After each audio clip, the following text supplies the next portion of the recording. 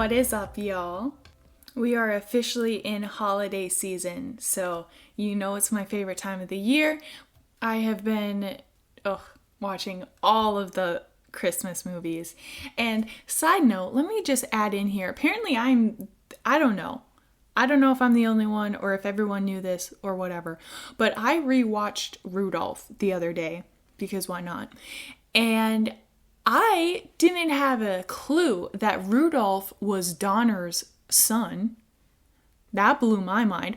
Also, what blew my mind was Santa also bullied Rudolph. And the only reason he stopped bullying Rudolph, which this part I kind of knew, the only reason he stopped bullying Rudolph was because he needed Rudolph to guide his sleigh that night because it was foggy and only Rudolph's nose could cut through the fog. And isn't that some shenanigans? I hate when people do that, when they're only nice to you when they need something, when they only forgive you or change their mind or allow you in their lives when it's convenient for them, when they get something out of it. That's messed up and transactional. We do not stand for it. So if you find yourself in that position, just know that I support you in dropping that relationship.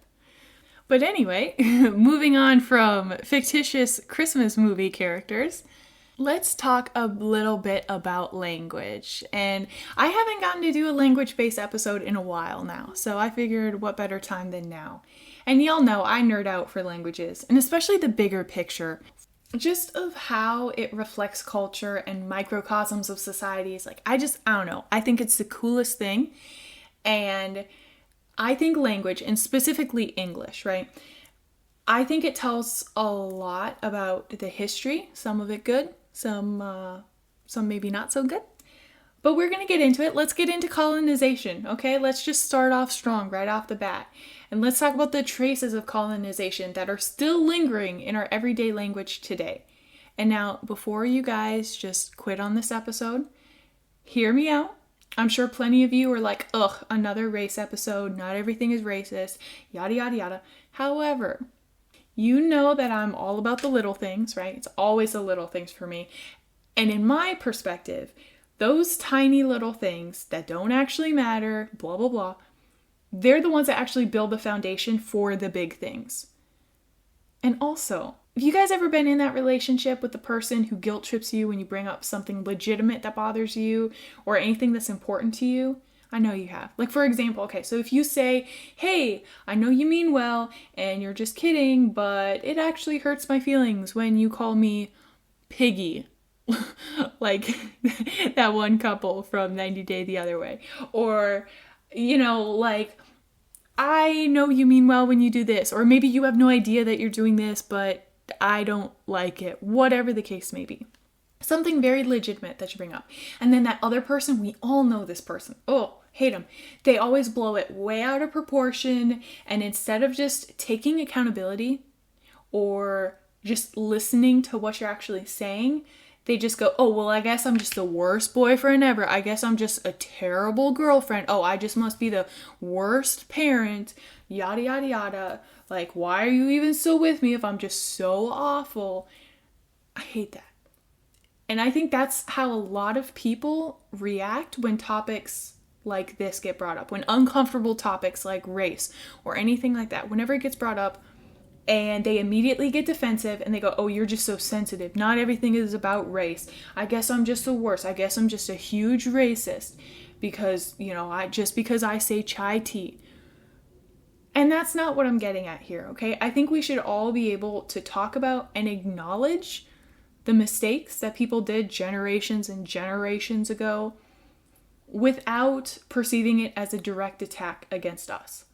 You know what I mean? You don't have to get defensive just because someone acknowledges an issue.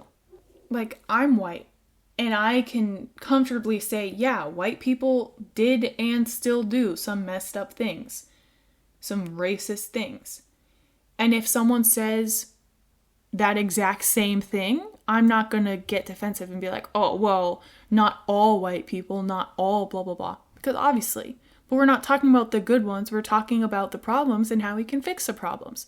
And if I'm not doing that, if I'm not the problem, then I have no reason to be defensive. And two, if I am maybe the problem, then at least they're bringing it up to me and then we can resolve it. You know what I mean? Like, acknowledging faults or mistakes, especially in contexts like this where we're literally talking about generations and generations ago, you should be able to acknowledge those faults and those mistakes and realize that it doesn't equate to your own personal shortcomings. However, like I said, I can also acknowledge the flaws and take that into consideration in my day-to-day life to see if, maybe adjust my speech or things like that, so I'm not perpetuating the type of behavior or inherently condoning it when it is a problem. Because ignoring it doesn't make it go away or negate that it happened. And you know me, I also think it's important sometimes that we just sit in uncomfortability. I think that's really good for us collectively as a society. I think that's where you actually really grow and you change your mindset and you develop new perspectives, and I think it's great. I think we all, at some point, every so often, hear conflicting opinions, sit in uncomfortable situations, because I think it makes us better. And I think it makes us more compassionate to other people and their scenarios, and it just makes us more human. It's like an ice bath, but for your brain, kind of, So hopefully y'all can listen to this episode and see the interesting part of it and how language and tiny little insignificant phrases are a reflection of our culture. And 2, see how these tiny little insignificant phrases can actually be a reflection of the systemic racism in our society, even today, decades and decades and decades later. So this is why I think it's super important that we're very careful and very intentional with how we teach English, because these little things build the foundation for the bigger things. And if we use language and phrases that are embedded with inequalities, we can't act surprised when our society is still littered with inequalities decades after civil rights movements, when we quote unquote fixed racism. So let's jump into it. My go-to Starbucks drink is a white chocolate mocha. Cool. Why do you care? Because mocha essentially means chocolate coffee. So I'm ordering a white chocolate coffee, which is just silly and redundant. But there are a ton of examples like this that we use every single day. So chai tea, it just means tea. Mississippi River is just the Great River. There are so many duplicate names where we pair a word from another language with an English word that has the same meaning. And that all actually just stems back to good old colonization. So basically, when the Europeans were talking with the native cultures, they'd essentially ask, like, what is this? They would look at the river, look at a coffee bean, look at whatever, and say, what is this? And then the native cultures would respond with their word for whatever that term was. So this is tea, this is a great river, this is bread, etc., etc. Then the Europeans would go, wow, so exotic, so fascinating, it's so cultured. Oh, wow, I'm so educated, I'm so well-traveled, and look at me, because I know these things. And they would take that already descriptive word, so chai, Mississippi, naan, whatever, and then still add the English word for that item. And then it just stuck for generations upon generations. So now we say silly things like white chocolate mocha, chai tea, naan bread, Mississippi River, so on and so forth. Even shrimp scampi. Scampi is actually just an Italian word for shrimp.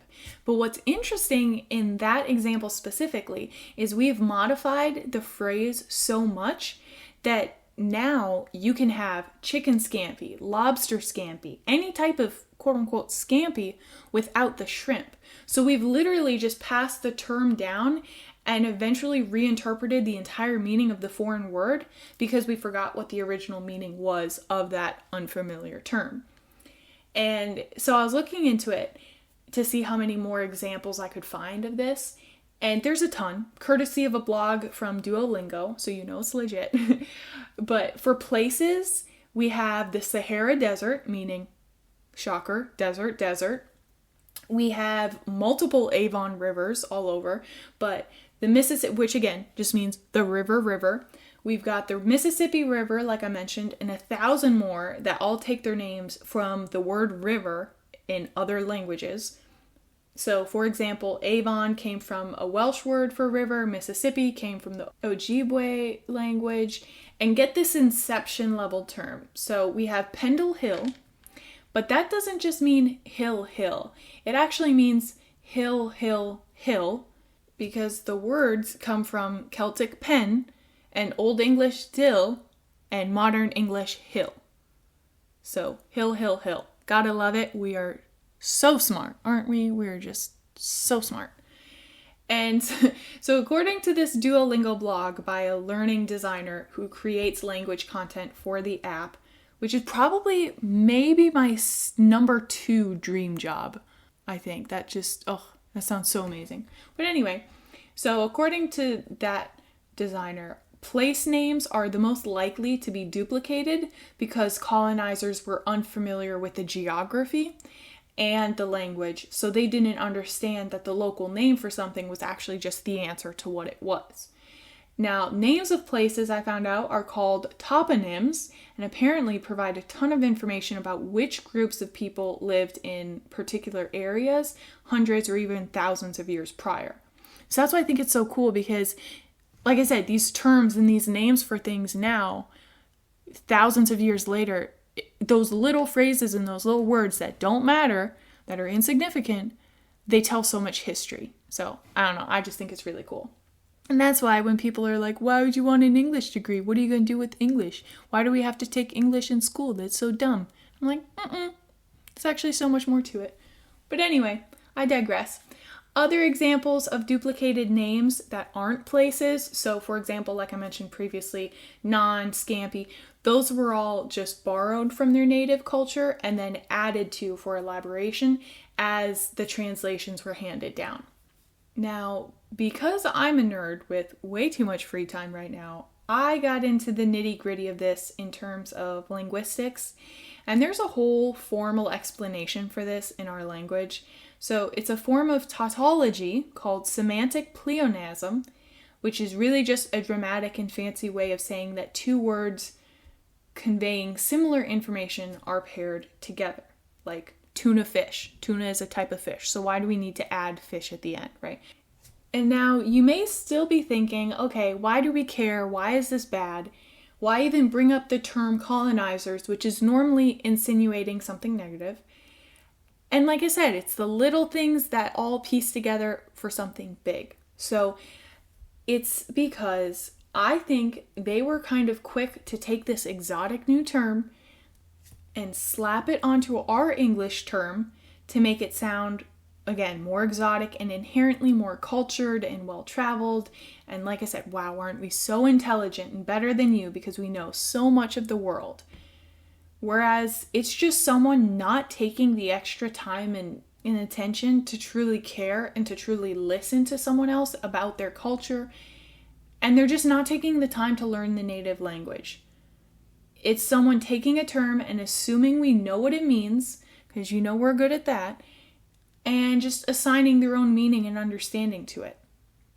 It's just them being lazy, and I think it's them being a little bit selfish. And maybe, maybe I'm being a little tough on them. Other cultures did this too. It's not just the Europeans that came to America. It was Far Eastern societies, it was Middle Eastern societies. Basically, anywhere you had people colonizing and you had any form of globalization, this was happening too, right? So, like I said, it's not just white people. However, I think it's kind of interesting that tiny little insignificant phrases like white chocolate mocha and things that we say every day that we never think of, it tells a bigger picture and it tells a story of our past and our history and what happened. So I just think it's really interesting. And yeah, if it's a little, it's a little tiny gesture, but if we could say naan instead of naan bread, why not? Is it hurting you any to just drop that unnecessary modifier of bread and just say naan? Because that's what it is.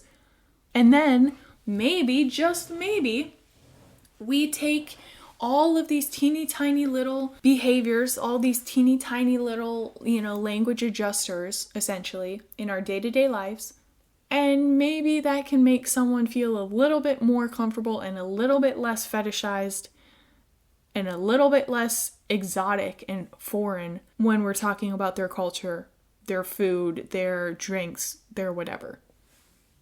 Is that the worst thing?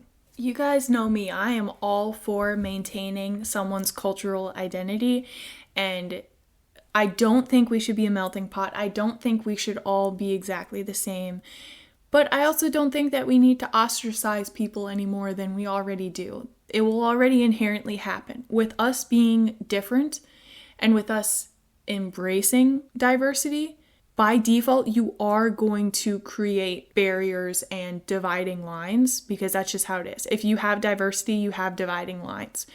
So it's not necessarily a bad thing, but if we can just make someone feel a little bit more comfortable, what's so bad about that? That's all I'm saying. So next time you are ordering a drink from Starbucks, I actually don't know in that specific example. I don't know how you can fix that, but y'all get my point. If you are able to just say whatever the term is, like naan, just say that. And also, I think having some understanding of the background helps too, because then you know, like, hey, all of these tiny little things are just built into our society day in and day out. And then we act surprised again when there's inequalities in our society. And they're like, oh, but how can this happen? Well, look at how we talk every day. Look at how we treat people that are different from us. There's your answer. So, yeah, that is it for me today. Thank you for letting me indulge in a nerdy language-based episode. I appreciate you guys as always. Thank you so much for listening and for supporting me in this project.